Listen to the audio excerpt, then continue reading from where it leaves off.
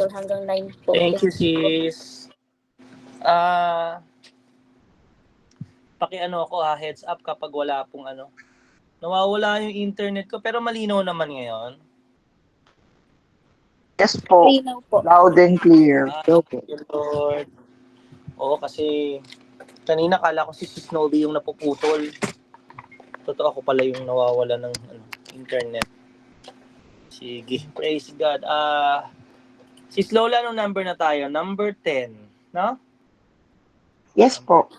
So, ang dami nating mga mayamang-mayaman tayo talaga kapag pinag-aaralan natin yung Bible Sige, sis Lola, pakibasa po yung yung Deuteronomy 28, 1 to 14. Madami-dami.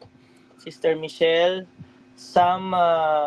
Proverbs 10, 27. Proverbs 11:16 pala. Proverbs 11:16. Thank you, Lord.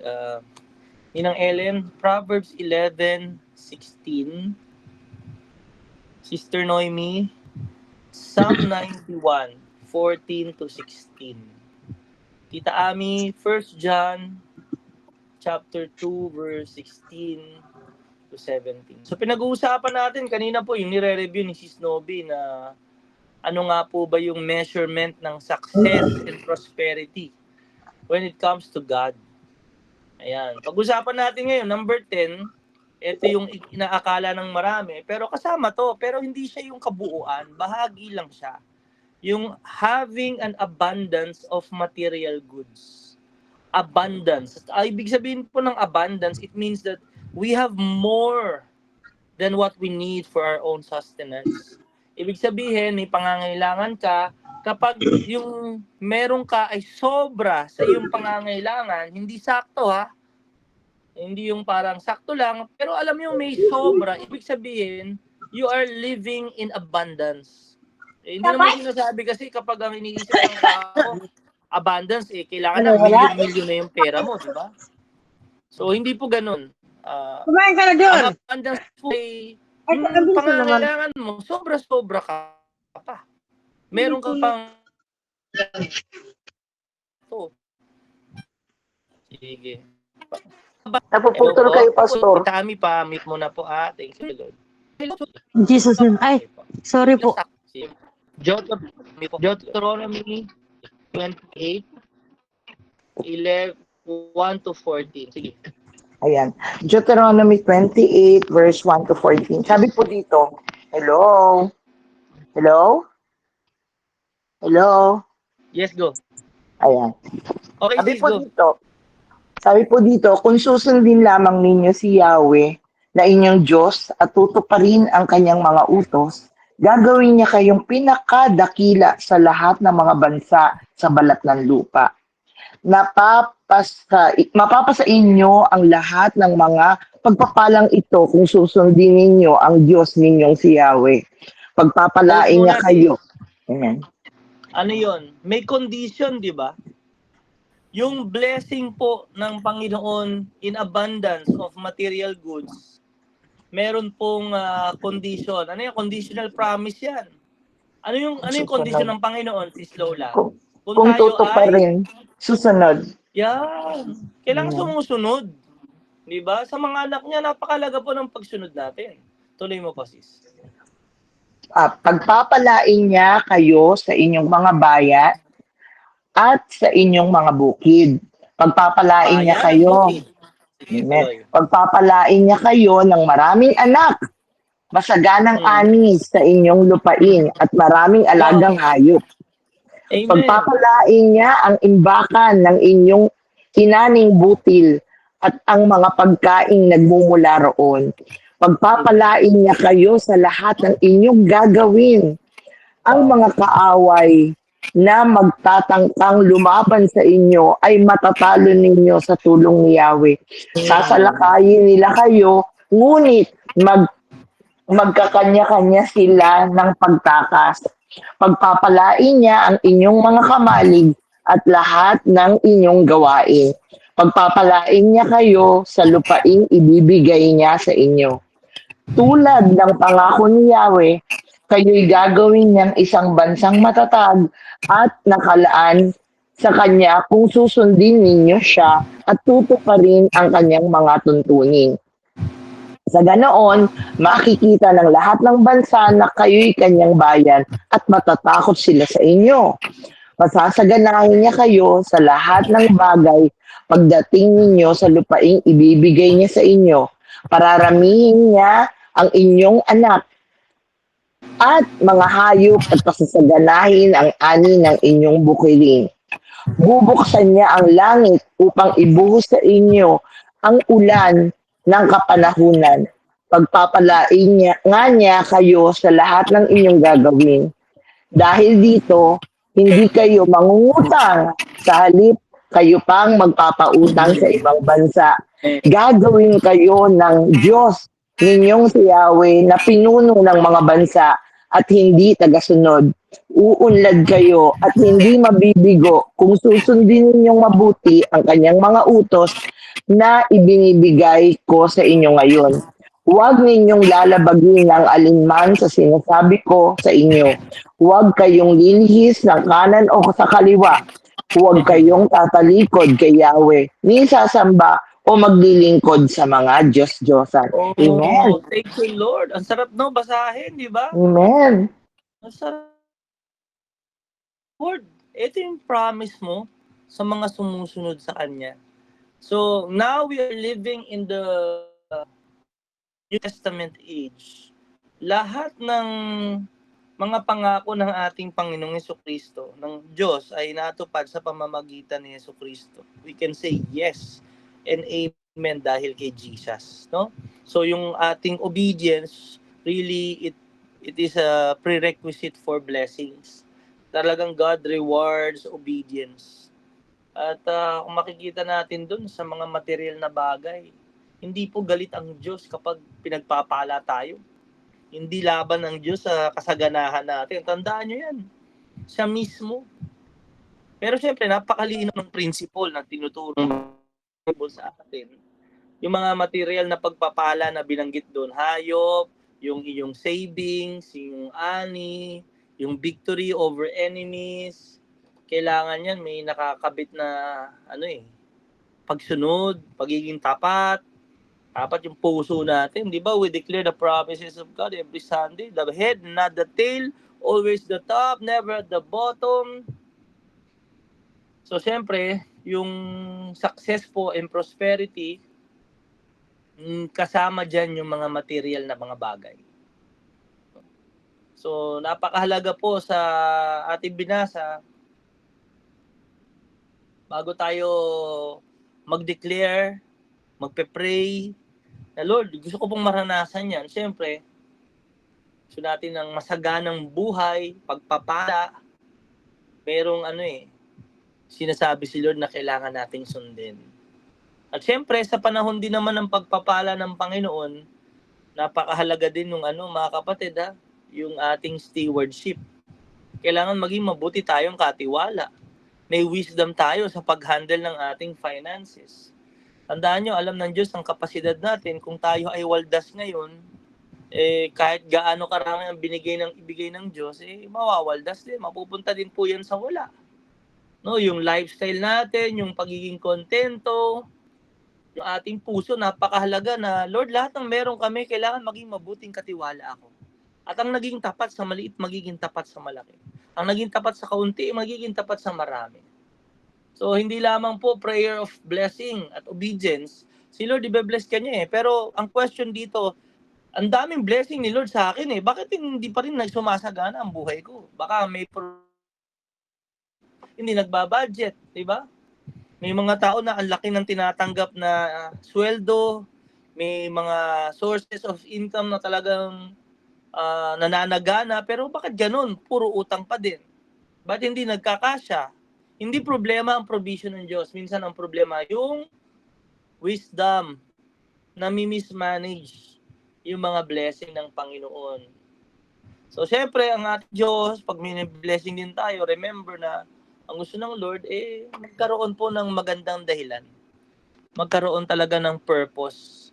Godly purpose. Kingdom purpose ang lahat na mga blessing sa atin ng Diyos. At di lang yun, yung mga blessing na binibigay ng Lord sa atin, dapat lalo tayong mapalapit sa Kanya. Minsan kasi, pag nabe-bless ang tao, di ba? Lumalayo sa Diyos eh. So, ang Panginoon gusto niya na i-bless tayong lahat. Di ba naalala niyo yung prayer ng mga tao? Lord, i-bless niyo po ako, pagpalain niyo po ako kapag walang pera.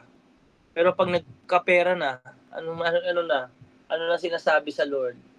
Lord, hindi ako maka-church eh, busy pa ako eh. Lord, hindi ako makapunta sa ganito, hindi kasi may mga ginagawa ako eh. Yung cycle, di ba? Tapos pag naubos na yung pera, Lord, tulungan mo ako, nandito na naman ako.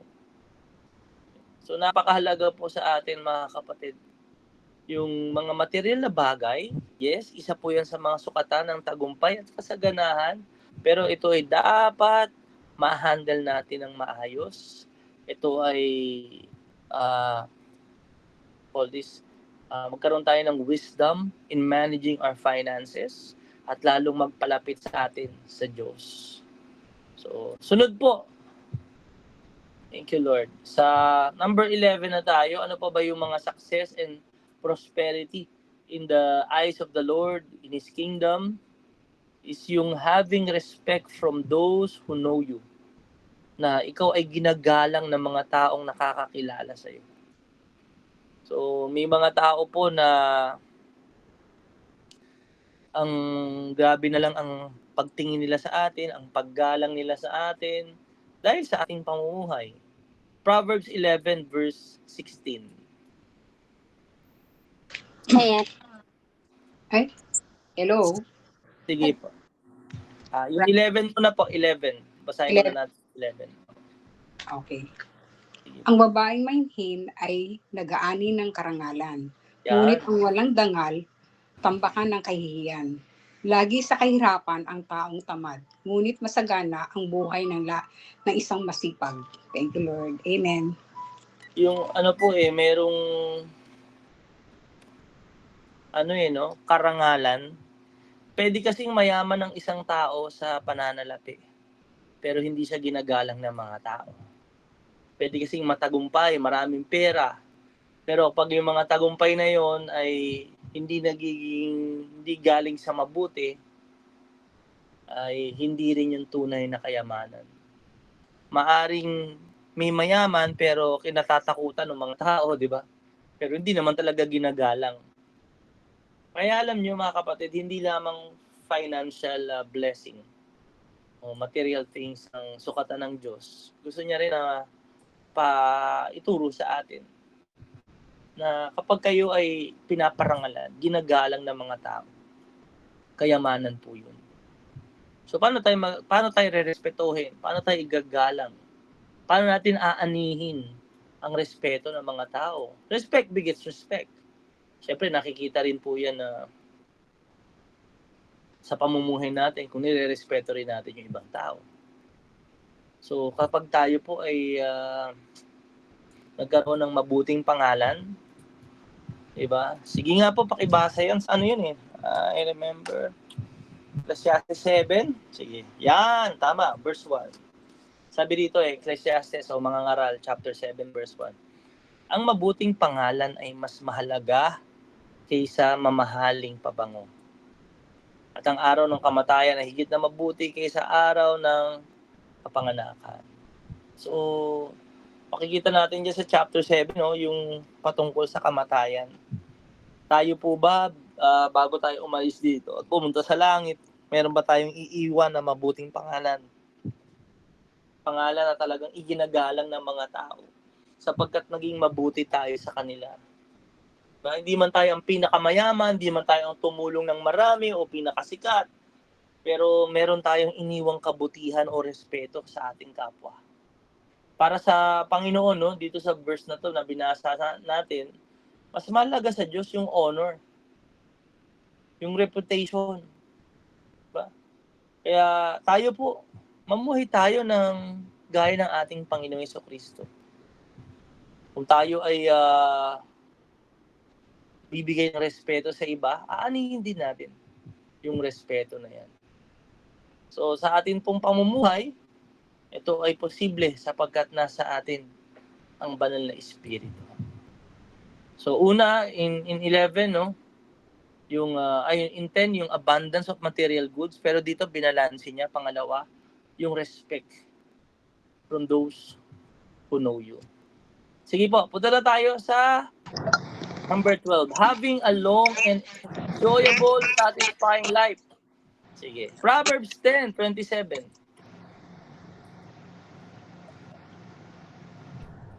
Pakibasa po. Sino pong reader natin? Psalm Proverbs 91 10. po, Pastor. Psalm 91. Sige. Sige sis. Tapos yung Proverbs. Sige, unahin mo na yan. Okay. Psalm 91 verse 14-16. Sinabi ng Diyos, ililigtas ko at iingatan ang umiibig at kumikilala sa akin. Kapag tumawag siya sa akin, sasagutin ko siya. Sasamahan ko siya sa oras ng kaguluhan. Ililigtas ko siya at pararangalan. 16. Bibigyan ko siya ng mabuting buhay at ipaparanas ko sa kanya ang aking pagliligtas. Wow! Ito po yung promise eh. Long and satisfying life. Hindi lang po mahabang buhay, mga kapatid. Ang pangako ng Panginoon ay isa pang pagpapala is number tayo. Number 12 is having a long, enjoyable, and satisfying life. Unang-una yung mahabang buhay. Sige nga po, Proverbs 10:27. Paano nagkakaroon ng mahabang buhay? Tapos si Noemi, pakibasa yung promise ni Lord sa Ephesians chapter 6 pa yan? 5.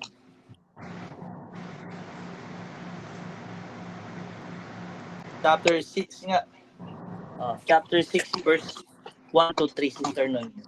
Ephesians 6, 1 to 3. Proverbs muna, Pastor. Proverbs 10 verse 27. Sabi dito, ang may paggalang sa Panginoon ay hahaba ang buhay, ngunit ang taong masama ay iikli ang buhay. Grabe, no?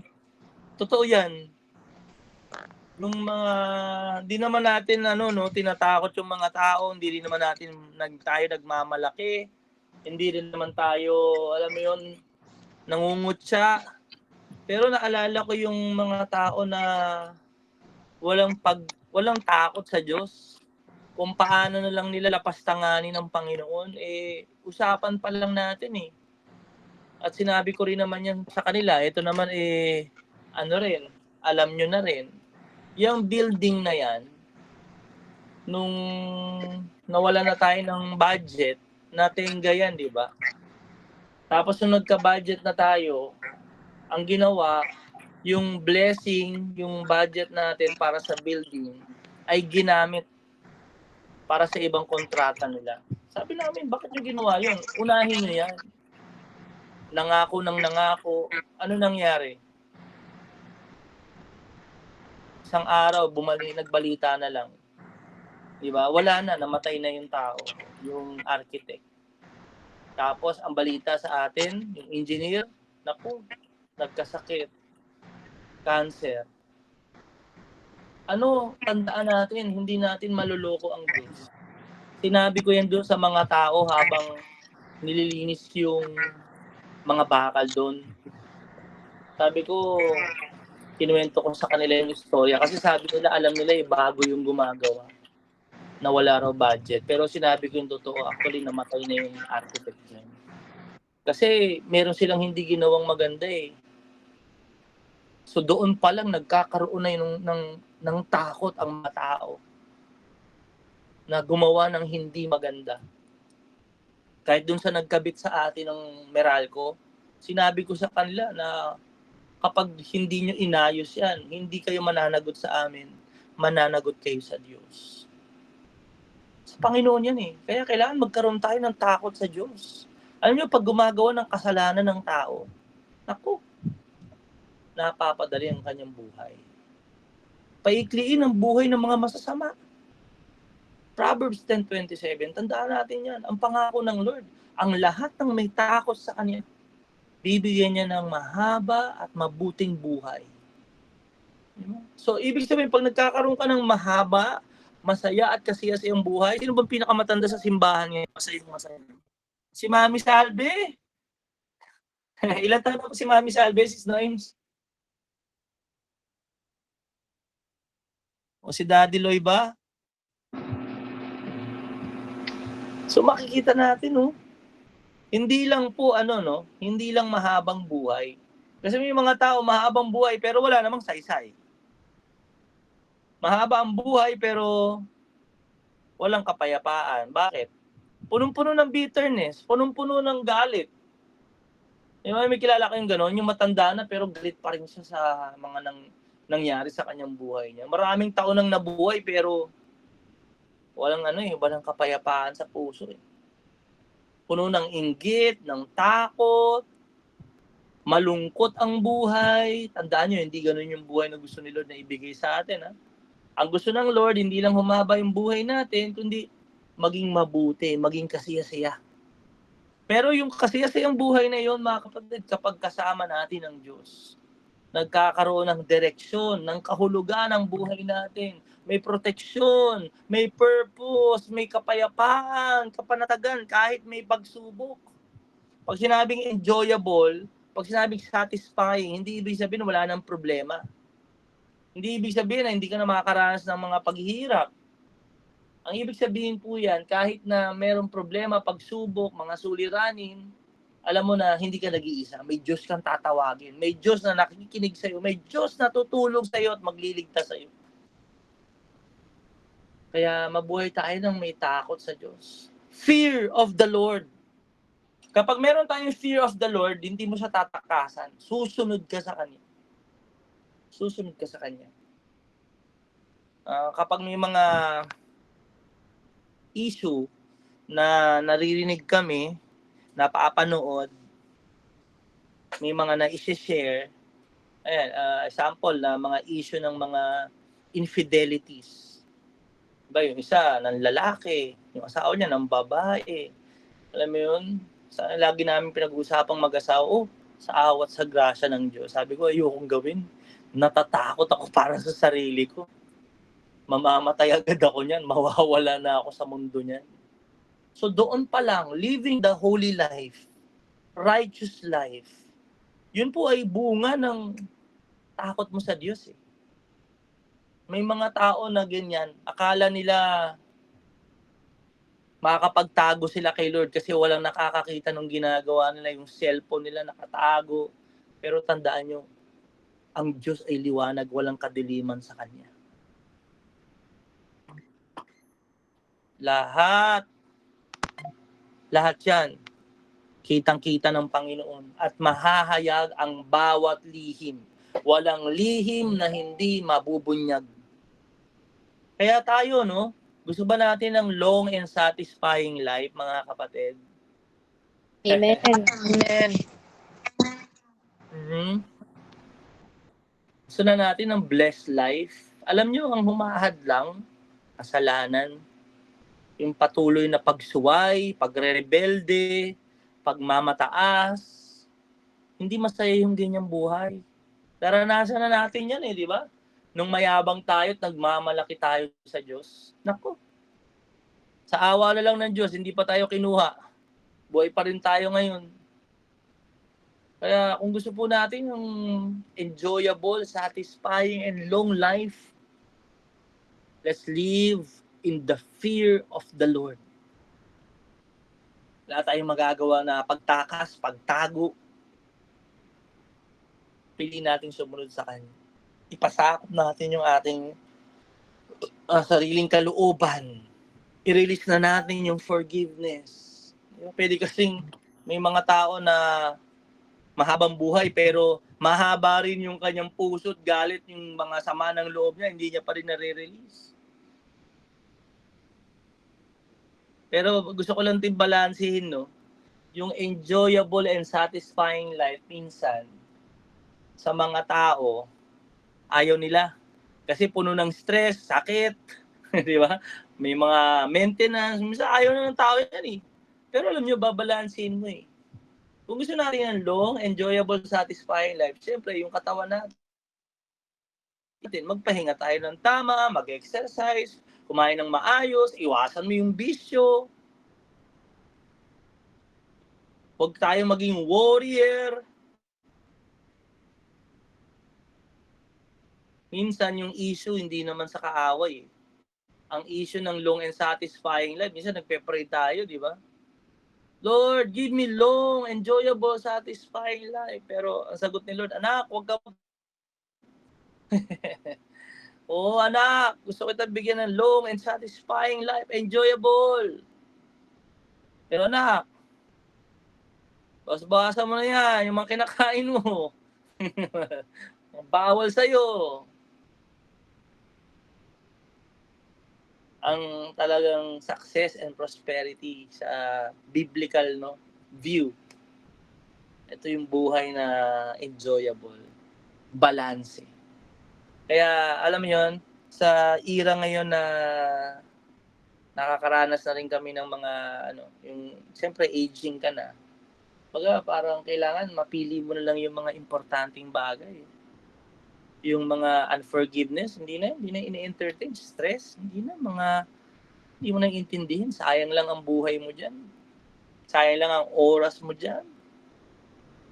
So magiging maingat ka rin sa pagkain, diba? So, kasi gusto mong makita yung mga anak mo lumalaki, di ba? Sige. Sis Noyes, basahin lang natin yung Ephesians 6, 1-3. Maganda rin yan. Para sa mahabang buhay. Mga taga-Efeso, chapter 6. Aral sa mga magulang at mga anak. Yan. Mga anak, sundin ninyo ang mga magulang ninyo alang-alang sa Panginoon dahil ito ay nararapat gawin. 2. Igalang mo ang iyong ama't ina, ito ang unang utos na may kasamang pangako. 3. Upang maging mabuti ang iyong kalagayan at mamuhay ka ng matagal. Amen. Magiging maganda at mahaba ang buhay mo sa lupa. Ano daw sis doon? Anong sabi? Paano magiging mabuti at maganda? Kailangan sumunod sa magulang. Igalang ang magulang. Igalang eh. Susundin ng magulang. May honor na ibinibigay sa magulang. Kaya naalala ko si Lola Mercy eh. Si Lola Mercy, mapagmahal sa magulang din yun. Parang si Mami Salvi, parang napag-usapan, okay din eh, di ba? Mahal na mahal ng nanay, tatay. Nalagaan niya ata. So, tayo po, pagmahal sa mga magulang. Pangako ni Lord yan. Gumagalang sa kanilang ama't ina. Ito lang po yung unang utos na may kalakip na pangako. Magiging maganda at mahaba ang iyong buhay sa lupa. Praise God. Kaya, long, enjoyable, and satisfying life. Yan ang promise ni Lord. Gusto natin yan? Matakot tayo sa Diyos. Mabuhay tayo ng may takot sa Diyos. Panghuli po, number 13. 1 John chapter 2, 16-17. 1 John chapter 2 verse 16 and 17. Ang lahat ng nasa sanlibutan, ang pagnanasa ng laman, ang pagnanasa ng mga mata, at ang pagmamalaki sa buhay na ito ay hindi nagmumula sa Ama, kundi sa sanlibutan. Verse 17, mawawala ang sanlibutan at ang lahat ng mga bagay na pinagnanasaan ng mga tao, ngunit ang mga sumusunod sa kalooban ng Diyos ay mabubuhay magpakailanman. Amen. Thank you, Lord. Praise God, tita. Diba? Ito na ganda, number 13. Having personal security. Having personal security for the future. For the future. So, ano bang ibig sabihin nito? Maganda naman na meron na tayong St. Peter.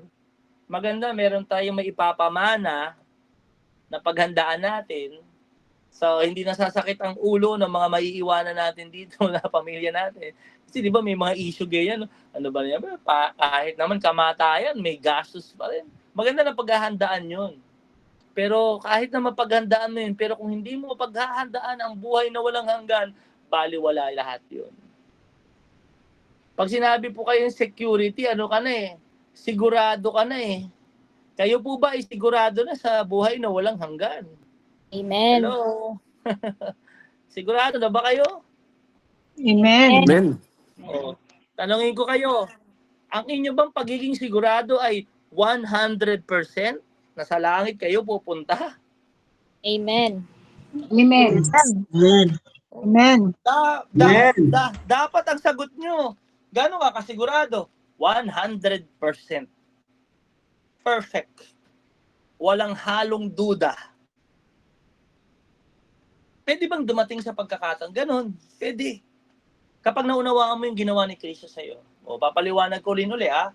Kasi sa buhay natin, no, kahit anong gawin natin, hindi tayo makarating sa langit. Kahit gaano kabait na magulang, anak, kahit gaano karami mabuti mong gawa, lahat yan bagsak sa Lord. Lahat tayo makasalanan eh. Ang kailangan ay masettle yung kasalanan natin. Ang problema, ang kasalanan natin, ang kabayaran, kamatayan. At ang pwede lang magbayad ng ating kasalanan is yung walang kasalanan. Kasi kapag ang isang tao ay may kasalanan, at paano niya sabihing babayaran niya yung kasalanan mo, eh, hindi siya qualified. Kailangan perfect. So kahit si Muhammad, si Hare Krishna, si Confucius, si Buddha, hindi sila makakapagbigay ng payment. Hindi nila mababayaran yung kasalanan. Kaya walang tao ang makapagbayad ng kasalanan natin. So ibig sabihin, pagbabayaran natin.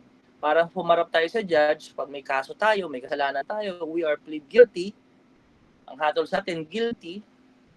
Kailangan tayong makulong. Kailangan tayong parusahan. Ang parusahan ng Diyos sa kasalanan, kamatayan. Walang hanggang kamatayan, impyerno yun. Lahat tayo pupunta sa hell. Yun po ang katotohanan ng masamang balita. Pero dahil sa pag-ibig ng Diyos sa atin, sobra niya tayong mahal, ang Diyos nagkatawang tao, isinugo niya ang kanyang bugtong na anak. Isa lang, si Jesus. Diyos nagkatawang tao. Bakit niya kailangan maging tao? Kasi dahil ang ililigtas niya ay mga tao. Siya'y naging laman at dugo, pero siya'y Diyos. Nabuhay siya perfectly, wala siyang kasalanan, pero namatay siya para sa ating mga kasalanan. Kailangan niyang mamatay. Kasi lahat ng tao ay pupunta sa lugar ng mga patay kapag namatay, sa Hades. At ang kapangyarihan ng Hades, ng kamatayan, ay nasa lahat ng taong makasalanan.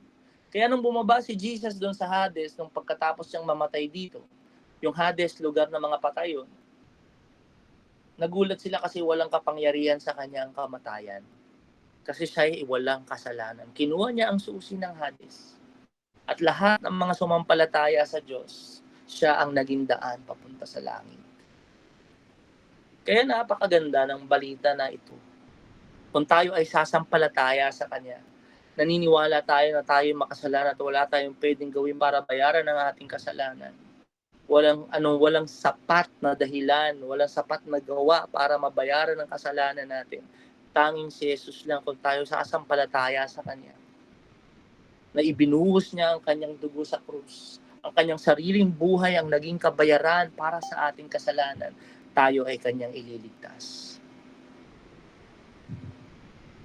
Yun po ang magandang balita. At yung pagsampalataya na yun ay hindi lang bastang mental sa isip. Hindi po. Yun po ay may malakit na pagsisisi. Repentance. Diba yan yung preaching niya, repent and believe for the kingdom of God is at hand. Kailangan natin talikuran ng ating makasalang buhay at sumampalataya kay Jesus. May mga tao na sinasabi lang Christian sila pero patuloy pa rin sila sa kasalanan, impyerno. Kahit sabihin nilang sumampalataya sila kay Jesus, yes. Bakit? Ang kanilang pananampalataya mental. Nakakita eh. Kailangan makikita sa buhay mo. Produce fruit in keeping with your repentance. Alam nyo, mapapansin nyo, ang mga tunay na tumanggap kay Jesus, merong mga nagbago sa kanilang buhay. May pagtalikod sa makasalanan nating buhay. Nagbabago, hindi man instant pero process. Nakikita na hindi ka na nagpapatuloy doon sa dati mong buhay. Minsan nadadapa tayo, minsan nagkakasala tayo. Natural kasi nasa mundo pa rin tayo.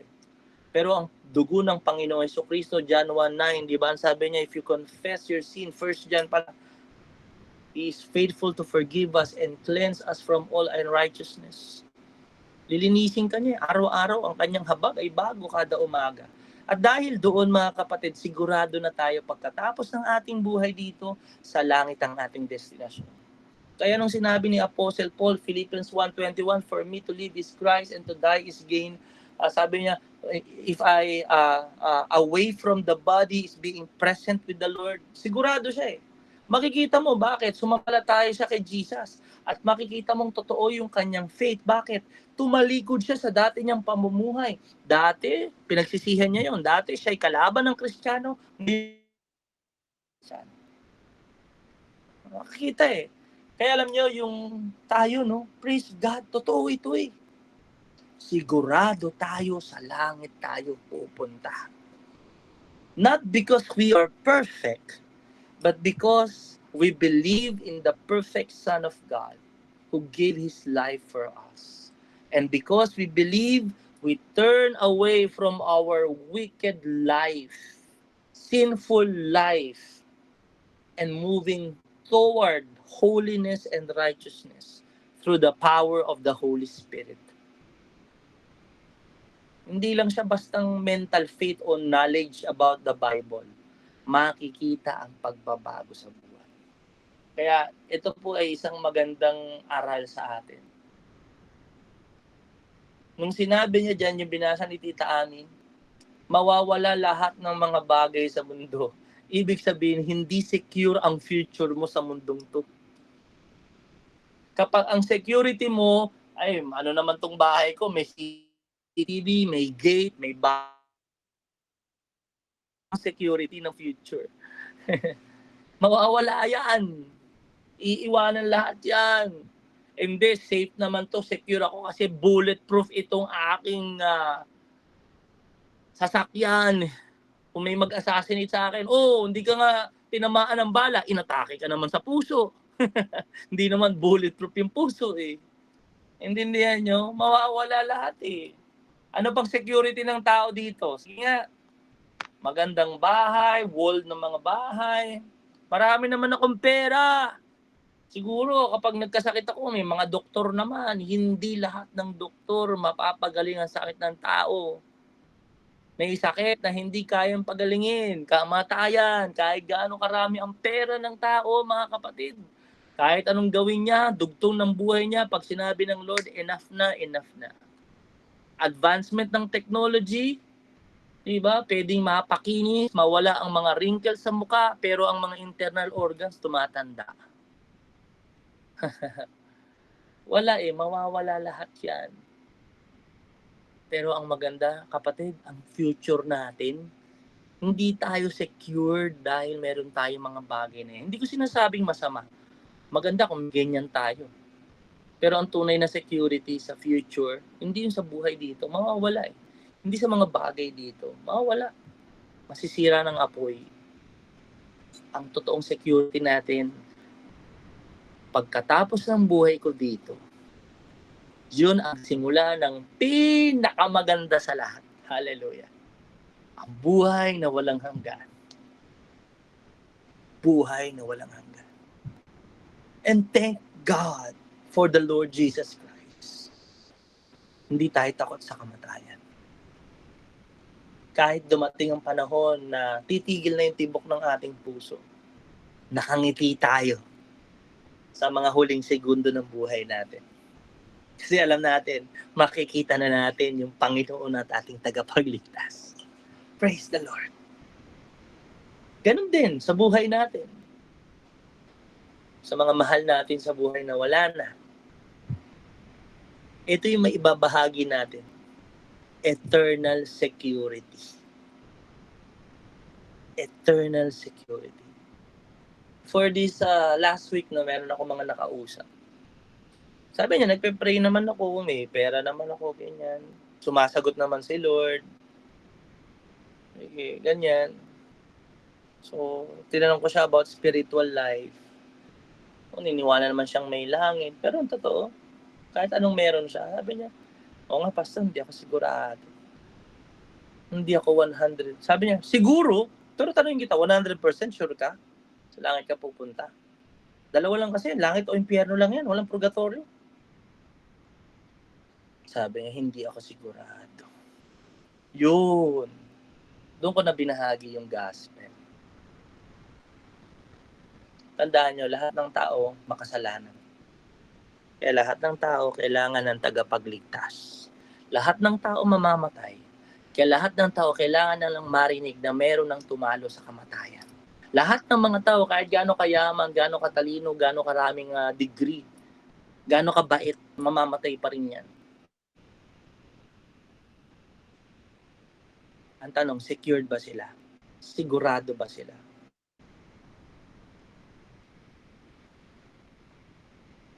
Kaya sa buhay natin, kung kayo, sumagot kayo kanina at ngayon sumasagot kayo, naintindihan nyo at alam nyo, praise God, napakayaman natin. We are so rich kasi yung meron tayo hindi mabibili ng kahit anong pilak o ginto sa mundong ito. Yung meron tayo hindi mahahanap ng mga tao kahit anong gawin nila sa mundong ito.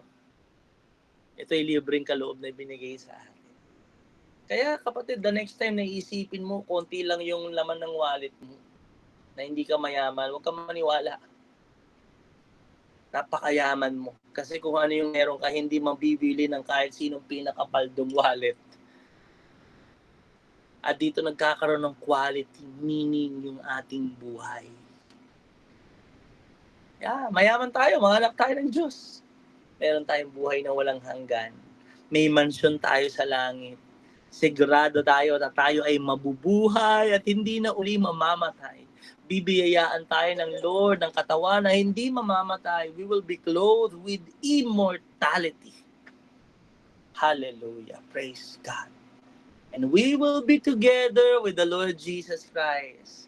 Full of joy, full of happiness, walang kasalanan, papawin niya lahat ng luha, lahat na nagbibigay sa tao ng hinanakit, sakit, lahat ng kalungkutan, papawiin niya at papalitan ng walang hanggang kagalakan at kasiyahan kasi kapiling na natin ang Diyos na pag-ibig. Salamat, Lord.